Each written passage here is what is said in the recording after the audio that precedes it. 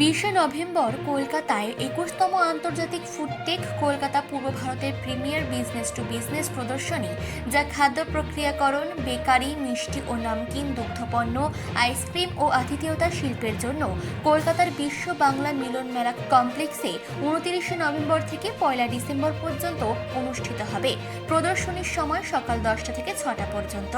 খাদ্য ও আতিথেয়তা খাতের 200টিরও বেশি প্রধান বিদেশি ও ভারতীয় কোম্পানি ও শীর্ষ ব্র্যান্ড 3 দিনব্যাপী মেগা প্রদর্শনীতে অংশগ্রহণ করবে, যা hotel and restaurant association of eastern India, Paschimbanga bakery association, all India food processors association, Paschimbanga bakers coordination committee, Paschimbanga মিষ্টি উদ্যোক্তা, fragrance and flavours association of India, national restaurant association of India, eastern India culinary association এবং অন্যান্য সংস্থা দ্বারা সমর্থিত।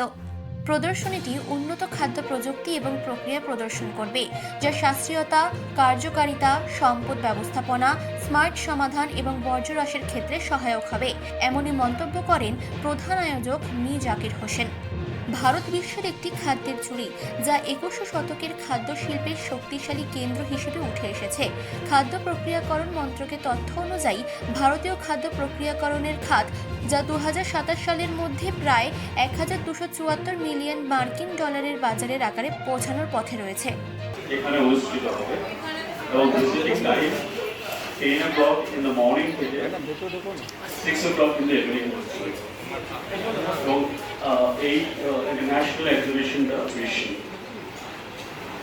and I would like to introduce my co-JSA. My extreme right is Mr. Dhiman Das. He is the president of Mishti Udyog. Mishti Udyog is the association of sweets meat manufacturer here in Kolkata and West Bengal. My left side is Mr. Sauvik Raha. He is the honorary joint secretary to the Hotel and Restaurant Association of Eastern India. And my extreme left is Madam Poonam Thakkar. She is the secretary of National Restaurant Association of India, that is NRAI. কি হতে চলেছে? প্রথমে আমি মিষ্টি উদ্যোগকে যেরকম একটা platform আমরা পাচ্ছি ওনাদের মাধ্যমে, তার জন্য আমি ধন্যবাদ জানাচ্ছি। মিষ্টি উদ্যোগ যবে থেকে ফর্ম হয়েছে তারপর থেকে we are participating in this workshop. আমরা অনেকটাই হাতে ধরতে হয়, ম্যানুয়াল লেবার দরকার। কিভাবে এখন ফুড সেফটির খুব অনেক নিয়ম এসছে, হাইজিনিক্যালি করতেই হবে, অনেক কিছু কমপ্লায়েন্স সেগুলো মেনটেন করতে হয়। তার জন্যে যারা আউটস্কার্টস অনেক মিষ্টি ব্যবসায়ী আছে যারা এতটা হয়তো ডেভেলপ নয়, তাদের জন্যই আরও এটা করা হচ্ছে, আমাদের এক্সিবিশন করা হচ্ছে এবং কী করে নিজেদের ডেভেলপ করা যায় ওয়ার্কশপের থ্রু দিয়ে তার ট্রেনিং কিছু সেশনস আমরা ব্যবস্থা করব। তারা যেন এসে পার্টিসিপেট করেন। আপনাদের মাধ্যমে আপনারা সংবাদমাধ্যম আমাদের মিষ্টান্ন ব্যবসায়ীদের চিরকাল খুব সাপোর্ট দিয়ে এসছেন। বাংলার মিষ্টিকে থ্রুআউট ইস্টার্ন ইন্ডিয়াতে চ্যালেঞ্জেস ফেস করে, সেগুলোকে কালেক্টিভ হয়ে গভর্নমেন্টকে রিপ্রেজেন্ট করে। তো এখানে যারা হোটেল বা রেস্টুরেন্টকে রিপ্রেজেন্ট করছেন, আমি তাদেরকে রিকোয়েস্ট করবো যে তারা আসুন, আমাদের মেম্বারশিপ নিন এবং আমরা আমাদের অ্যাসোসিয়েশনকে আরও এগিয়ে নিয়ে যেতে পারি। And for the event from the Hotel and Restaurant Association of Eastern India, I want to wish them a continued success. Thank you. As Mr. Hussain said, that I'm representing NRAI, National Restaurant Association of India, which is pan-India definitely. Kolkata being the largest part, with around members. So yes, NRAI is one of the biggest, most active part of food and beverage industry nowadays in India. Lastly, I would like to thank Mr. Zakir Hussain for always inviting us and giving that much of respect to NRAI to be part of the food day.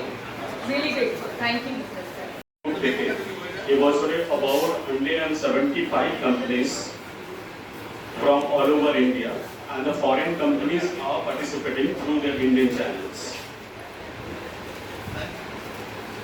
এই 3 দিন এক্সিবিশনে food ইন্ডাস্ট্রিতে নতুন কি Trends আছে, globally Trends, এগুলোকে ওখানে exhibit এবং display করা হবে, লাইভ ডেমো দেখানো হবে।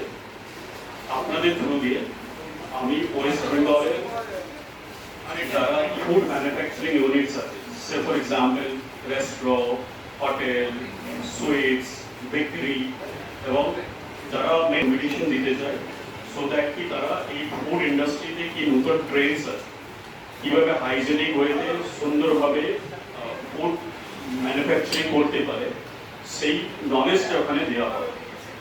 আপনারা জানেন যে আমাদের ওয়েস্ট বেঙ্গলে অনেক ছোট ছোট ফুড ম্যানুফ্যাকচারার আছে, ফর এক্সাম্পল মিষ্টি যারা ব্যবসা করে বা ছোট ছোট বেকারি যারা আছে, তারা অন্য সিটিতে গিয়ে এই অটোমেশনগুলো কোথা থেকে পাবে বা কি কি নতুন ইনগ্রিডিয়েন্টস এসেছে সেগুলোকে তারা ওই অ্যাওয়ারনেসটা তাদের কাছে নেই এবং তারা অন্য সিটিতে ট্রাভেল করেও এই জিনিসগুলো আয়ত্ত করতে পারে না, মানে সেটা তাদের অনেকেরই সামর্থ্য নেই।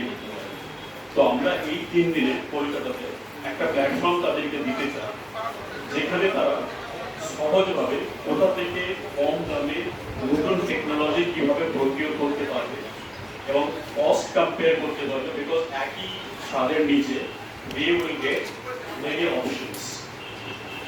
ওখানে ডেমো দেখানো হবে, nowadays hygienic তাদেরকে একটা great opportunity দেবে for upgradation there. So now I would request Mr. Dhiman Das for sharing his views about the Miskanno Silpo and all. Kolkata থেকে চিফ এডিটর জিতেন সরকারের রিপোর্ট, চেতনা বার্তা, জেগে থাকে জাগিয়ে রাখে।